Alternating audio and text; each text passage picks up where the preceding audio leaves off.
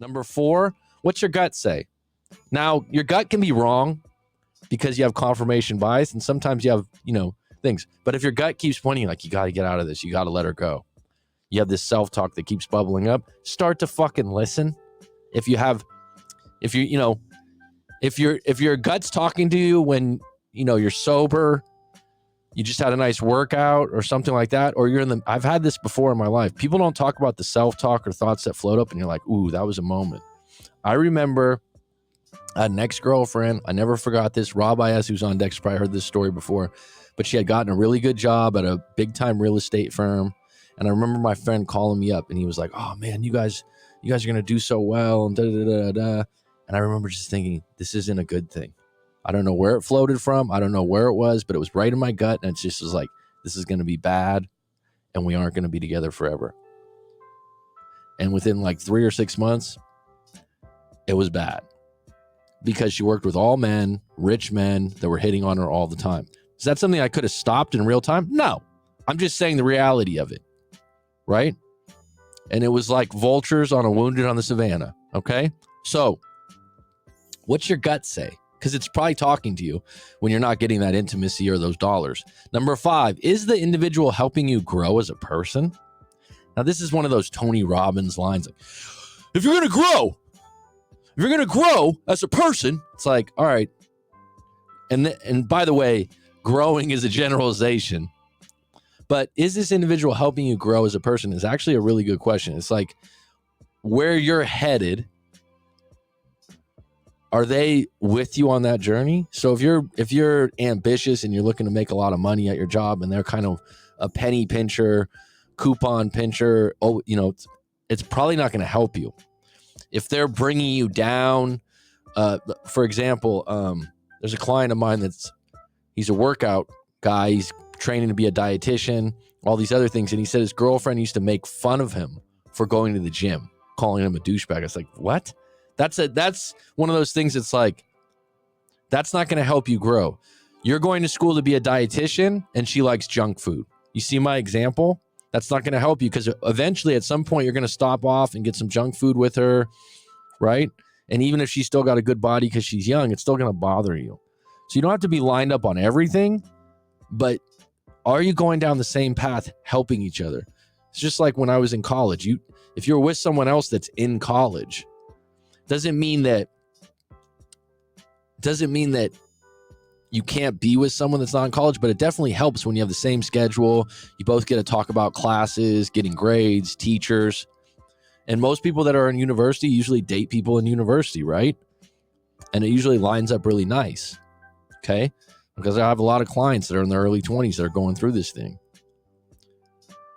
So do they actually help you grow in the direction you're going in? Now, they make you a better person.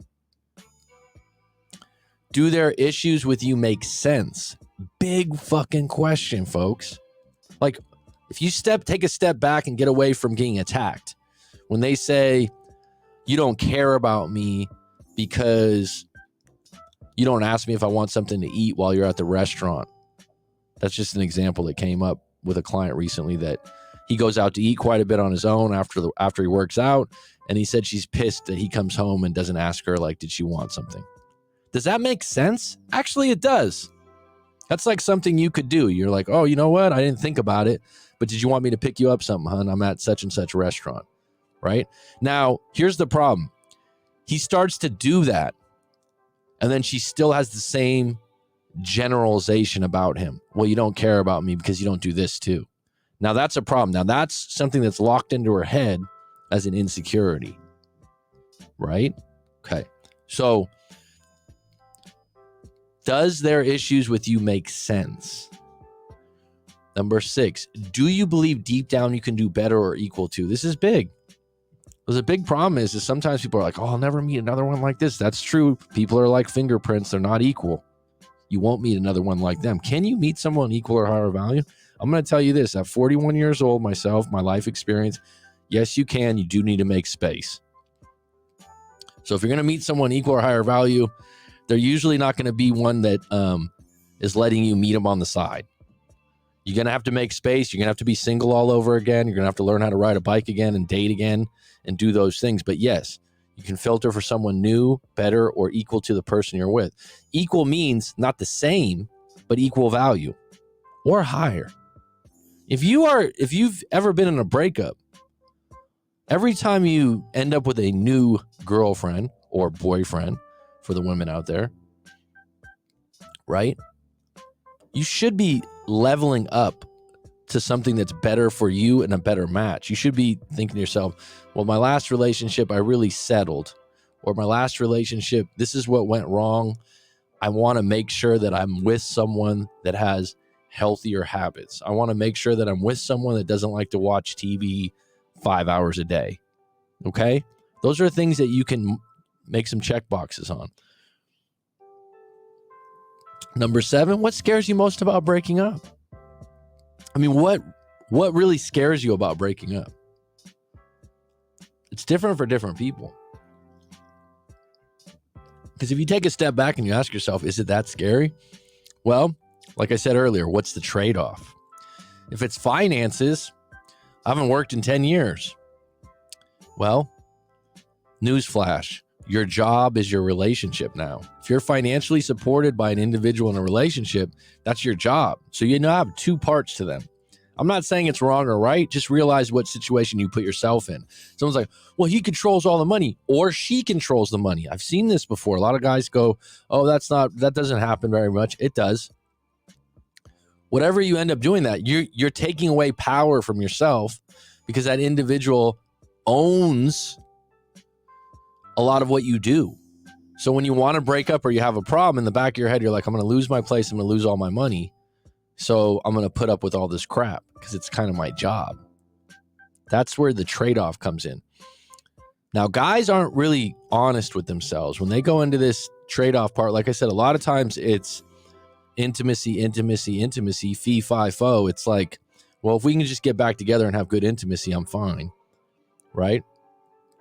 They don't think, oh, that's what scares me about the breakup. They don't think, for the most part, that that's what they're going to really lose. But when it's been a week of no contact and they haven't hooked up, they start thinking about it more and more. Just be honest with yourself. What scares you most about breaking up? There's another one that's a big theme. If we broke up, we just wasted all that time. I had time invested for 3, 4, 5 years. It's like, well, would you like to go another 3 or 4 years in misery? I've had clients that have been married for 20, 25 years. And they're like, for the last 5 years, we didn't sleep in the same bedroom. We didn't talk very much. The relationship was done. We kind of just stayed together for the kids. That's the trade-off. You stayed together for the kids. Okay, I'm okay with that. But that's what scares you. It's like, oh, I don't want someone else raising my kids. That's an admirable thing. That's an admirable reason to stay together. Someone from the outside is like, oh, well, you don't want to ruin your life. Well, I mean, if we have to sleep in separate rooms till they're, 18, 19 years old and I'm in the house, maybe that's a good thing. I haven't been in that situation. I've seen other people that have, and I think it's admirable. I think it's a fair reason. Someone that says, well, I don't want to break up because I just don't want to be alone. Well, then you're probably really insecure already in the relationship, and that's what's causing problems. What will be some benefits of breaking up? Well, you can meet someone that meets you halfway on the bridge of what you really want. You could start filtering for someone that fits more of the stuff that you like because you've already identified who you're going to break up with has all these problems, has these issues, has these roadblocks. And it's like, if you think about it, right? If you really think about it, it's going to take time to meet someone that lines up, but it's possible, right? It's possible.